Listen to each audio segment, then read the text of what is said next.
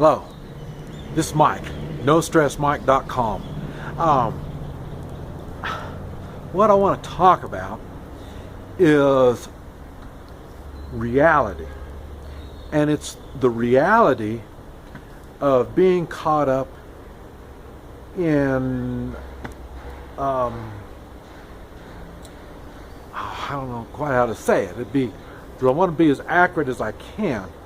But when you are in an area and gunmen come in and start shooting.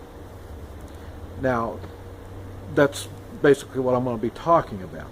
Now, first you have to understand this, what I'm going to talk about isn't something that I've studied. No. This is situations that I've been in, most of which have been simulated. Let me clarify all of this. First, I used to play paintball in the 80s, the 1980s. And this was early in the paintball time. And at that time, we were playing outside. And I used my experience from Vietnam. And so that's why and how I got involved in this stuff. First was my kids, play with my kids, and play with the local community and stuff like that. And then from that, the local SWAT team wanted to borrow my paintball guns to do some training. And then I volunteered to be a bad guy. So they had somebody to shoot up. And so that's how I got started training SWAT teams. Now, I trained SWAT teams for right about 14 years. Now, and it's not like it's a daily thing. I mean, it's just every so often we did this. And I trained SWAT teams not like most people think. Most people think, well, you're teaching them how to do this and how to do that. And I don't teach them nothing. My job was to be the gunman. Okay, so I was the bad guy. And that's what I want to share here. The things that a gunman is planning for you to do. Okay, first, I have done public buildings where I've taken hostages in public buildings and the SWAT teams had to come in and get them. That ranged from schools, courthouses, this type of stuff. And that is really my only, besides being in a shootout in a convenience store, I got into it with a street gang. Not counting that, really most of my experience, combat experience, has been using wax, plastic bullets, and paintball when I was training SWAT teams. So I was able to, as a bad guy, use different methods and tactics to try out different stuff to find out how to mess them up. That was my job, is to mess them up. I don't figure out their tactics. What they have to do is counter my tactics.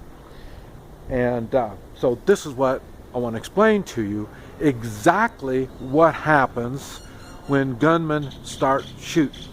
Like I say, my specialty is hostage rescue, going in to rescue hostages. The reason is I know how the hostages are going to react, and I know the capabilities of the attackers. That's what I do. Okay. Now, if you are anytime you are in a situation where there are attackers, the first thing is you won't know. You won't know. The chances are the shooting is going to be somewhere else, more than likely. The odds, going by the odds, they're going to be somewhere else. Now, when you hear the shooting or the explosions and all this type of stuff, and you are either going to do one or the other. You're either going to react, run like hell, or you're going to dig in. Okay. When I was the bad guy, what I wanted is I want you to either dig in, or really that's what I want you to do, is dig in. Now once I take control of your position, once I get into your room, the room that you are in, I will dictate when I want you to run like hell. And the reason is, when the people start running like hell, just running crazy like wild stampeding animals, it causes confusion, a lot of confusion. And once this confusion gets going, I can run with you. That's going to be my escape. So, in other words, when you are running as scared animals, you need to watch out, because there's a good chance you're going to have bad people with you. Now, and if you think I'm saying something that these bad guys don't know, they know this. But what I'm saying, why I'm telling you all this, is because it can be countered. And the way you counter it is, don't be scared. Have a plan.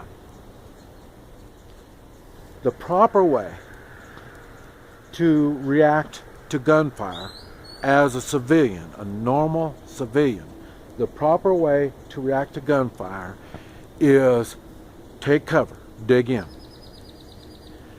Get your weapon out. You should have a firearm. And you take your loved ones and you get cover.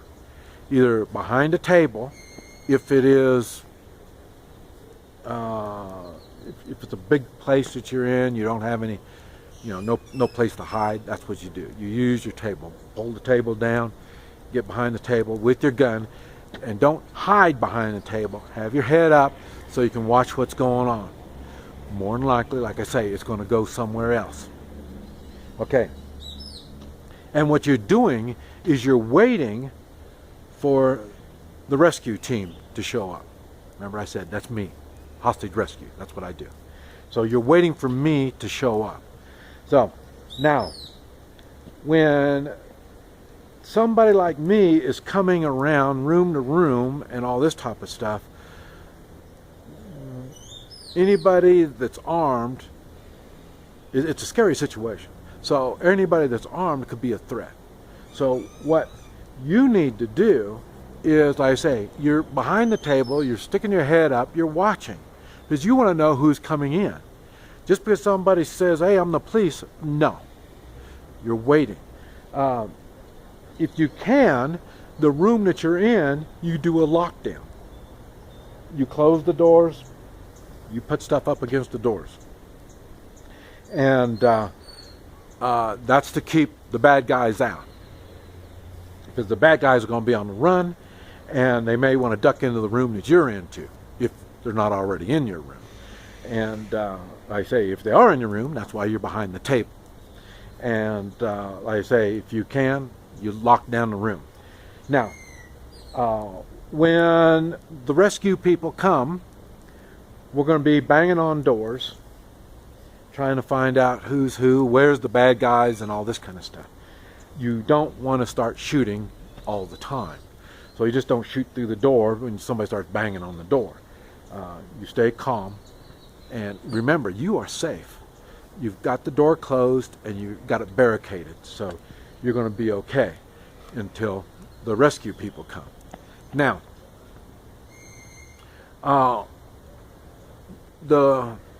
that is when everything goes right.